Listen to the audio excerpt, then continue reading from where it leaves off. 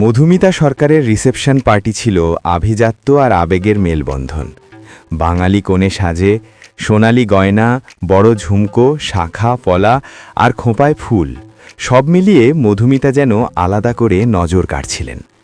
অতিথিদের ভিড়ের মধ্যেও তার চোখে ছিল একটু ভেজা ভাব, নতুন জীবনের শুরু বলে কথা। এই রিসেপশন সন্ধ্যাতেই চুপচাপ এসে হাজির হন নায়ক দেব। খুব বেশি হইচই নয়, খুব স্বাভাবিকভাবেই তিনি মধুমিতার সঙ্গে দেখা করেন। কিছুক্ষণ গল্প, শুভেচ্ছা আর তারপর নিজের সঙ্গে আনা উপহারটি বের করেন দেব। তিনি মধুমিতাকে দেন একটি দামি রিং, পরিমিত, রুচিশীল এবং মার্জিত। উপহার দেওয়ার সময় দেবের মুখে বড় কোনো বক্তব্য ছিল না, কিন্তু সেই নীরবতার মধ্যেই ছিল আন্তরিকতা।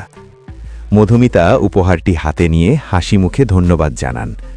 কাছের মানুষজন দেখছিলেন কিভাবে এই ছোট্ট মুহূর্তটা রিসেপশনের ভিড়ের মধ্যেও আলাদা হয়ে উঠল। তারকাদের উপস্থিতিতে ভরা সন্ধ্যায় দেবের এই রিং যেন মধুমিতার জন্য এক ব্যক্তিগত স্মৃতি হয়ে রইল। রিসেপশন পার্টির অনেক ঘটনার মধ্যে দেবের দেওয়া এই উপহারই ধীরে ধীরে আলোচনার কেন্দ্রবিন্দু হয়ে ওঠে।